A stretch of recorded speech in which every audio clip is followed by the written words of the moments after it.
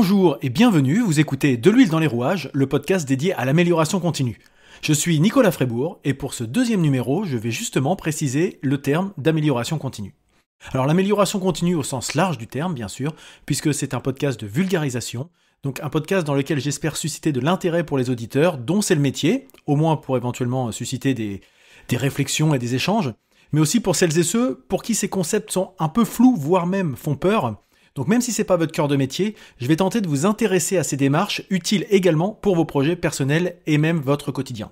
Tout cela, forcément, avec pour objectif de ne pas mettre en place d'usine à gaz. Alors dans un premier temps, puisque c'est le lancement du podcast, je vais faire plutôt de la présentation des normes ISO et la mise en place d'un système de management.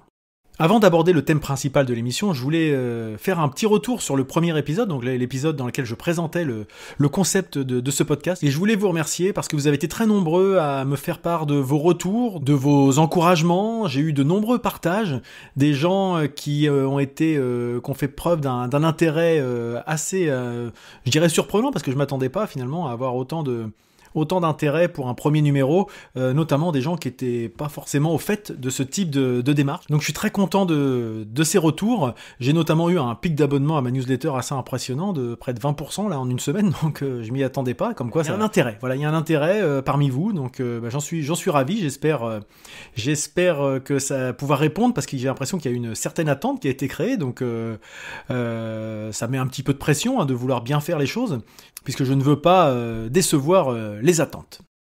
Alors le thème de cette émission, comme je le disais, c'est l'amélioration continue. Alors je vais l'aborder au sens normatif. Alors ça va peut-être être un petit peu ardu pour les personnes qui ne connaissent pas, mais c'est pour se familiariser un petit peu avec le contexte, avec le concept aussi également, mais aussi avec le vocabulaire.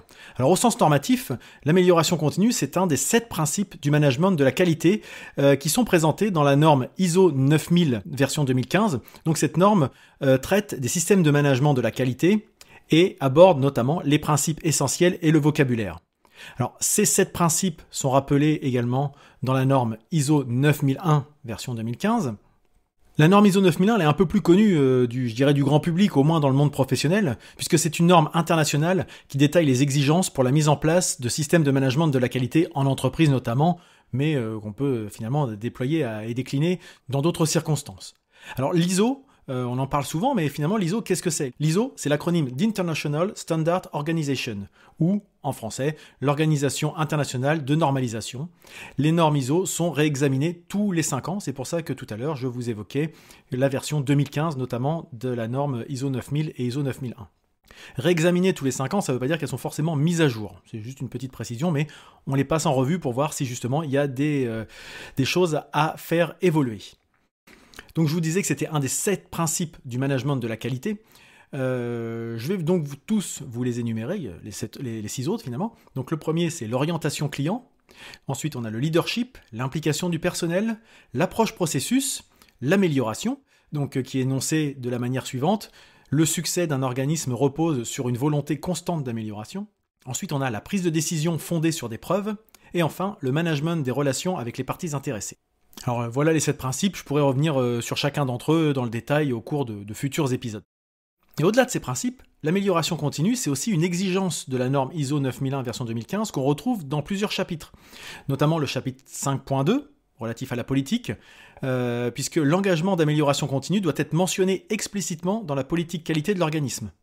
Vous noterez, un petit point de vocabulaire au passage, qu'on parle d'organisme, et pas d'entreprise, de société ou de choses comme ça. Et moi, c'est un mot qui me parle beaucoup. Je trouve que ça fait plus référence justement à un système organisé, à quelque chose qui vit, et pas quelque chose de figé, une structure technocratique, etc.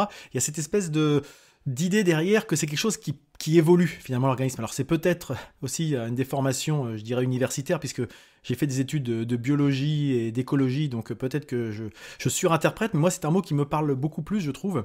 Et d'ailleurs, peut-être qu'un jour je reviendrai sur mon parcours assez atypique, peut-être ça pourrait être intéressant pour comprendre mon cheminement et comment je suis arrivé là. Mais ça, c'est un autre sujet. Si ça vous intéresse, n'hésitez pas à me le dire. C'est une exigence qui est aussi mentionnée dans le chapitre 7.1, au chapitre des ressources donc, puisque l'organisme doit identifier et fournir les ressources nécessaires à l'établissement, la mise en œuvre, la mise à jour et l'amélioration continue du système de management de la qualité. C'est-à-dire qu'il ne suffit pas de décréter quelque chose, il faut mettre les moyens qui vont derrière. Il n'y a pas d'incantation magique derrière, c'est ça qui est dans les normes, ce que j'essaye de vous faire passer, c'est que au-delà d'une image qui peut être rigide et tout ce qu'on veut bien, au contraire, les évolutions de la norme, notamment 9001, font que c'est quelque chose qui se colle à la vie de l'entreprise, et puis l'inverse, et puis à l'entreprise de se coller à la norme. Et enfin, le dernier chapitre de la norme ISO 9001 est entièrement consacré à l'amélioration, c'est le titre du chapitre, avec le 10.1, les généralités, qui dit que l'organisme doit déterminer et sélectionner les opportunités d'amélioration et entreprendre toutes les actions nécessaires pour satisfaire aux exigences du client et accroître la satisfaction du client. On retrouve bien là donc les problématiques liées à l'orientation client qui étaient évoquées, et donc ça concerne l'amélioration des produits et services afin de satisfaire aux exigences et de prendre en compte les besoins et attentes futures. Donc ça c'est important aussi, c'est-à-dire qu'il y a de l'anticipation dans l'amélioration continue. Un autre sujet qui est à prendre en compte, c'est la correction, la prévention ou la réduction des effets indésirables. Ça veut dire qu'on ne peut pas accepter que des problématiques se reproduisent tout le temps. On doit les éliminer au fur et à mesure pour, forcément, quand on a moins de problèmes, on peut considérer qu'on s'améliore. Et donc tout cela doit prendre en compte l'amélioration de la performance et l'efficacité du système de management de la qualité au sens large. On n'est pas que dans le produit et dans les services, c'est tout le système, toute l'organisation qui doit elle-même faire preuve d'une démarche d'amélioration continue. Et le chapitre 10.3, lui, est titré « Amélioration continue ». Donc l'organisme doit améliorer en continu la pertinence, l'adéquation et l'efficacité du système de management de la qualité.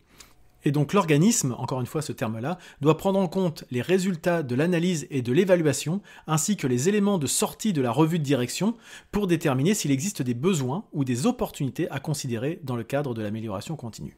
Donc ça veut dire que la direction doit faire une revue de son fonctionnement et en fonction de ce qu'elle identifie, du diagnostic, des problématiques identifiées, des points forts, des points faibles, est-ce que ça nécessite de revoir son fonctionnement ? Est-ce qu'on a identifié un risque ou une opportunité pour faire progresser l'organisation de l'entreprise ? Alors, c'était un pavé un petit peu peut-être compliqué, peut-être pas très très clair pour tout le monde. Donc là, c'était le sens normatif. Et là, je vais vous passer au sens pratique. Moi, la façon dont je vois les choses, c'est qu'il n'y a pas forcément besoin de mettre en place des choses compliquées avec des outils et des méthodes au nom exotique. C'est possible, mais ce n'est pas indispensable. Mettre en place un système de management de la qualité notamment, mais c'est valable aussi pour la sécurité et pour l'environnement, ça consiste principalement à analyser ces risques, notamment pour réduire les dangers, les défauts de qualité, les pollutions, pour faire simple, c'est pour résumer. Ensuite, les contrôler, donc par l'audit, pour identifier les écarts positifs ou négatifs, on a fait mieux, on a fait moins bien que ce qui était prévu, des indicateurs si nécessaire, et en fonction de ce contrôle, c'est de corriger. Pas uniquement contrôler, c'est de se dire, on a identifié ça, qu'est-ce qu'on fait, ou bien pour conforter un point fort, ou bien pour faire disparaître, réduire un point faible, un dysfonctionnement qui aurait été identifié dans le cadre de ces contrôles. Donc, et en bout de ligne, quand on met en place cette démarche, on s'améliore. Voilà. On conforte ses points forts, on limite ses points faibles, et on continue d'être dans cette démarche de toujours vouloir faire mieux. Et donc quand je vous disais qu'il n'y avait pas besoin de mettre en place des choses compliquées, et des outils complexes nécessitant toute une armée de services support, etc., c'est parce que je viens d'un grand groupe où on avait tout ça, mais depuis que je suis consultant, j'interviens auprès d'entreprises qui sont principalement des TPE, voire moins de 20 personnes, et pourtant elles ont mis en place ce type de démarche sans que cela vienne créer justement une usine à gaz, comme je l'évoquais au tout début de ce numéro, mais bien en s'appuyant sur ce système pour être proactif et non pas réactif, ne pas attendre qu'il nous tombe un truc dessus, mais bien anticiper, être à l'écoute et identifier les dérives au fil de l'eau pour éviter de se retrouver face à un gros problème qui nous bloquerait complètement. Donc voilà globalement ce que je pouvais vous dire sur l'amélioration continue. Alors peut-être que pour les experts j'ai un peu survolé, peut-être que pour les gens qui découvrent c'est peut-être un curseur déjà un petit peu élevé. J'espère avoir été suffisamment vulgarisateur par rapport à ça. S'il y a des besoins de préciser certains sujets, certaines pratiques, si j'ai parlé trop rapidement, si je suis allé trop vite sur certaines thématiques, n'hésitez pas à me le dire. J'essaierai d'ajuster justement mon approche, ma façon d'aborder ces sujets. Je reviendrai de toute façon sur certaines thématiques que j'ai abordées aujourd'hui. Donc en conclusion, je vous invite à me suivre sur les réseaux sociaux, que ce soit Facebook, Instagram, Twitter, LinkedIn, en tapant tout simplement de l'huile dans les rouages, Abonnez-vous à ce podcast dans votre application de podcast préférée. Je suis sur Apple Podcast, Spotify, Deezer, Podcast Addict, Google Podcast et même sur YouTube. Il y a une version vidéo pour ceux qui préfèrent, une version sur cette plateforme vidéo pour ceux qui préfèrent utiliser ce support.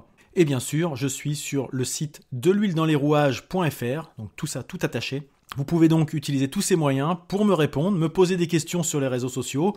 Vous pouvez utiliser le hashtag DLHDLR pour De l'huile dans les rouages ou directement via le site deluiledanslesrouages.fr. Pour me faire part des sujets que vous souhaiteriez que j'aborde, pour évoquer les problématiques que vous pouvez rencontrer, si vous souhaitez des éclaircissements sur les thématiques ou sur le vocabulaire abordé, n'hésitez pas, je suis tout à fait disponible et disposé à échanger avec vous. Et donc si ça vous a plu, parlez-en autour de vous, n'hésitez pas à partager ce podcast auprès de vos proches, amis, contacts, toutes les personnes qui seraient susceptibles d'être intéressées par ce que je présente. Et vous pouvez éventuellement laisser 5 étoiles et un commentaire sur Apple Podcast qui pourrait permettre d'avoir un peu plus de visibilité. Je vous souhaite une bonne journée et je vous dis à très bientôt.